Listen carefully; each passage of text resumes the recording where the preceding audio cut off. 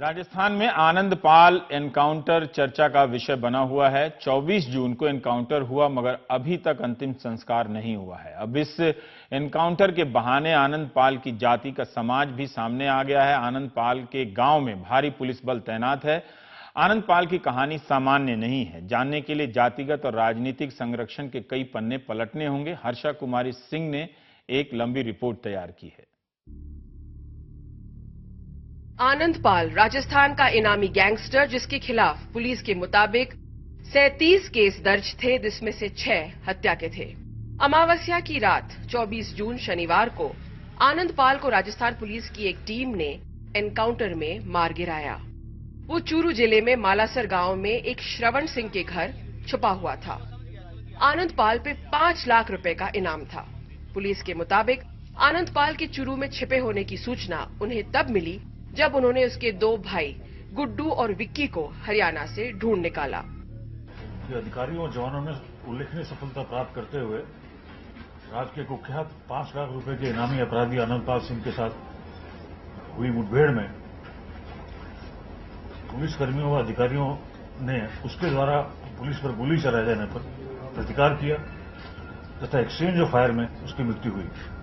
Police Anandpal को 2015 से ढूंढ रही थी, जब से वह पुलिस कस्टडी से भाग निकला था। नागौर से वापस अजमेर जेल लौटते वक्त आनंदपाल को ले जा रही पुलिस टीम पे 2 एसयूवी में सवार लोगों ने हमला किया। पुलिस उनका मुकाबला नहीं कर पाई क्योंकि पहले ही आनंदपाल ने पुलिस को बेहोशी की दवा मिलाकर मिठाई खिला दी थी। आनंदपाल भाग निकला, तब से पुलिस उसे तलाश रही थी। पुलिस का दावा है कि जब आनंदपाल को पकड़ा तो वो चूरू के मालासर गांव पहुंची। तब आनंदपाल ने उन पे AK-47 से 100 गोलियां बरसाई। एक एनकाउंटर करने की स्थिति जब आई हो और पिछले 1.25 साल से उसके पीछे भागे जा रहे हम हाथ जोड़ रहे हैं कि सरेंडर कर दो, कोर्ट में कर दो, वो कर रहे नहीं किया। और उसके बाद भी जब उसे पकड़ने गया तो उसने दे फायर।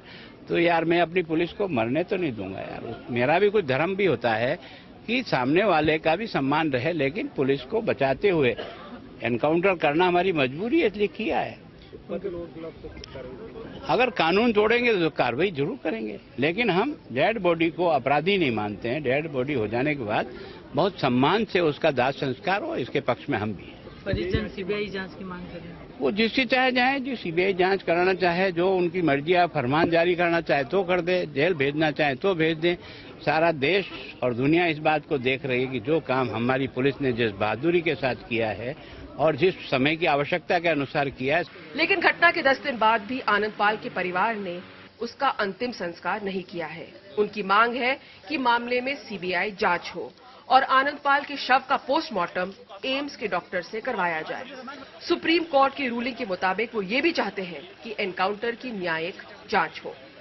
मेरे पापा के साथ जो हत्याकांड हुआ है उसकी सीबीआई जांच की मांग कर रहे हैं और मेरे पापा के जो हत्या का प्रयास किया गया था बीकानेर जेल में, उसकी सीबीआई जांच की मांग कर रहे हैं।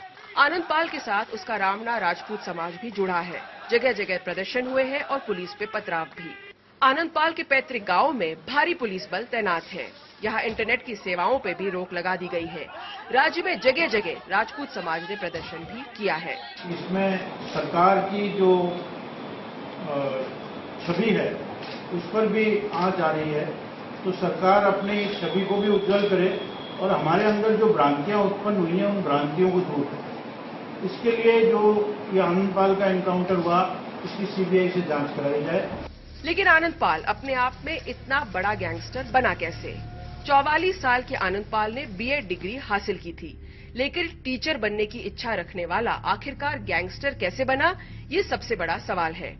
बताते हैं कि शुरुआत में आनंदपाल बलबीर बनोड़ा की गैंग में शामिल हुआ, जिसकी दुश्मनी राजू ठेठ के गैंग के साथ थी। अवैध शराब का धंधा और राजनीतिक संरक्षण की बात भी सामने आ रही है। जातिगत राजनीति, राजपूत और जाट समुदाय में दुश्मनी के चलते भी आनंदपाल कुख्यात होने लगा। आनंदपाल 2006 से अपराध जगत में शामिल हुआ। 2006 में उस पर आरोप है कि उसने राजस्थान की डीडवाना में जीवन राम गोदारा की हत्या की। इसके बाद सीकर के गोपाल फोगावट हत्याकांड को भी अंजाम देने का आरोप आनंदपाल पे है। गोदारा और फोगावट की हत्या करने का मामला समय समय पर विधानसभा में भी गूंजता रहा है। लेकिन 2011 के बाद आनंद पाल ने अपराध का तरीका बदल दिया। युवकों को अपने गैंग में शामिल किया। पुलिस के पकड़े जाने के बावजूद वो गैंग जेल से चलाता रहा। जमीन पे कब्जा करना, फिरौती मांगना, ऐसे धंधे आनंद पाल जेल से ही चलाता था। लेकिन उसके फरार होने के बाद पुलिस उसके पीछे लग गई। एक एक करके पुलिस ने उसके साथियों को पकड़ा। आखिरकार वो आनंद पाल तक जा पहुंची। लेकिन मौत के बाद भी आनंद पाल को लेकर राजस्थान में राजनीतिक बवाल थमता नहीं दिख रहा है। जयपुर से हर्षा कुमारी सिंह, एनडीटीवी इंडिया के लिए।